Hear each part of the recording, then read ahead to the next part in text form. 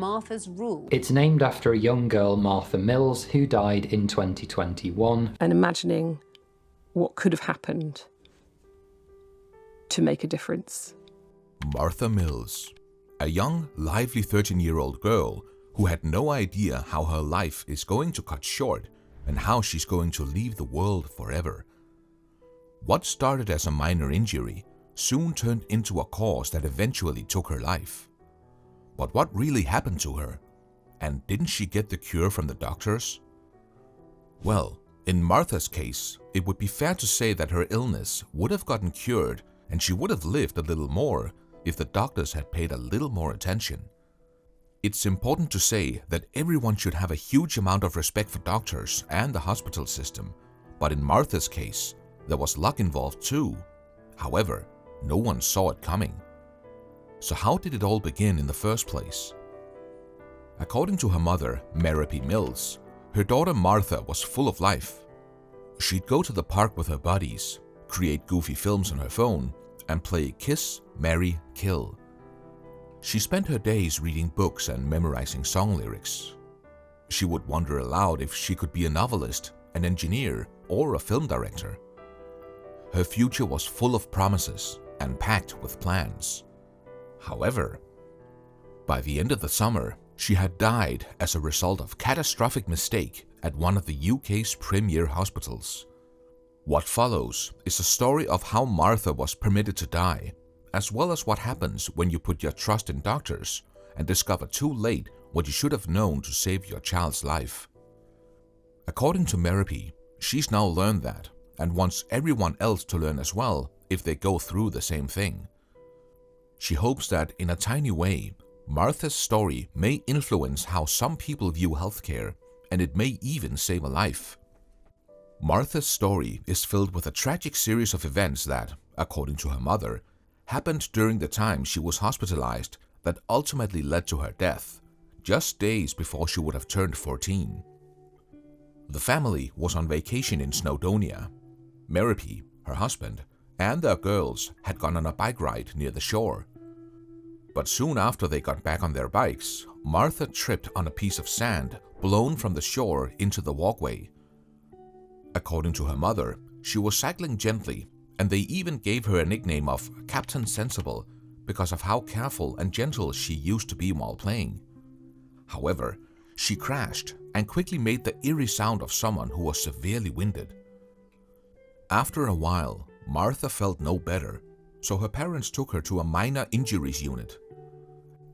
As per Mary P.'s word, when she raised her t-shirt for examination, they noticed a crimson ring on her stomach. As she fell, she landed with her entire body weight on one end of her twisted handlebars. Yet, there were no blood or cuts, just an O-shaped mark. After more delays, she was sent to another hospital where the Mills were informed that Martha most likely had pancreatic trauma, as she had fallen with such force that her pancreas had been pressed into her spine, producing a laceration. Her mother described how she began Googling pancreatic trauma. In adults, it is usually seen alongside other organ damage in victims of car crashes or shootings. I thought of the O on her stomach, a bullet wound without the bullet. In children, it's most often associated with bike injuries, BMX jumps and stunts gone wrong. What matters is identifying the injury quickly before corrosive juices escaping the pancreas cause too much damage. I was so relieved we'd made our middle of the night dash to the hospital. But even after all that they had gone through, there was still one thing in their hearts and minds, and it was hope. They were sent to a hospital in London where Martha was fed via a tube in her nose. The family frequently worried about who was in charge of her general well-being. They believed there was little coordinated communication about her treatment. "I wish now we'd done more than wonder," Mary P. explained. Then her daughter had a fever, indicating an illness.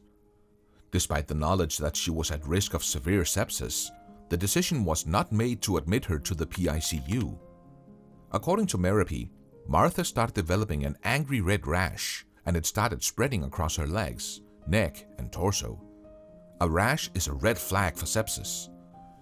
Yet her doctor, with no experience of this kind of situation, and despite Martha's other symptoms, somehow convinced himself that the rash was caused by a delayed drug reaction. Martha's mother even expressed her concerns to him that it was a sepsis rash, but it made no difference. While talking about her daughter's condition, which was getting worse and worse, Meripy told, "I left Martha's cubicle to look for an ally and grab the nurse. We walked down the corridor together. I'm worried he's got it wrong. I've been trying to look it up online." However, what the nurse came up with as an answer was something that really surprised Meripy. "Don't look things up on the internet," she said. "You'll only worry yourself. Trust the doctors. They know what they're doing." I followed this advice. It turned out to be the worst I will receive in my whole life. Martha's mother stated that when she expressed her worries to various consultants on 3 consecutive occasions, she was informed that Martha would be fine and that she had a routine infection. Martha got progressively worse, despite her mother's assertion that her kid appeared more critically ill than the doctors recognized. But when they finally realized and admitted her to intensive care, it was too late. Within seconds, they forced a tube down her throat. She gagged and her back arched before the strong sedative took hold, Meripy explained. According to her mother, after she was moved to the intensive care unit, she went straight into coma, from which she never woke up again and died in the same condition. Martha, however, turned out to be unlucky in the cosmic sense. Her injuries were curable, but she became the first kid on record at King's to die as a result of it, after her care became callous. According to her mother, her avoidable death is an example of what a medical administrator termed to us, in a barbaric phrase, as a poor outcome. So what is Meripy's advice after the tragic death of her daughter? Well, according to her, it's always a better idea to educate yourself on your own if you feel like you're not being educated properly by a medical professional. Talking about what one should do if they find themselves in the same situation as hers, Meripy said, "Ignore the advice and look everything up on the internet.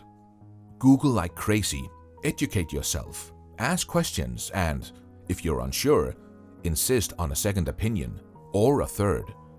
Remember that it's entirely possible that you will be managed and reassured, but not told the full truth. We certainly weren't." She also told how one should be mindful of the fact that hospital attention is less comprehensive on weekends. She also mentioned understanding the harm caused by the stacked aristocratic system in which everyone listens to the most senior consultant. If things seems to be going wrong, shout the ward down. In their situation, the cost of not doing so was prohibitively high. "We were so trusting, now we feel like fools," said Meripy Mills. The family is now dealing with the sadness of losing their beloved Martha, which Meripy characterizes as an island from which they will never be able to escape. The agony of grief is made worse by the realization that something may have been done differently. That is something Meripy has to deal with herself. The lesson she learned along the road is that even heroes have limits, and it is acceptable to doubt everything in order to save the life of someone you love.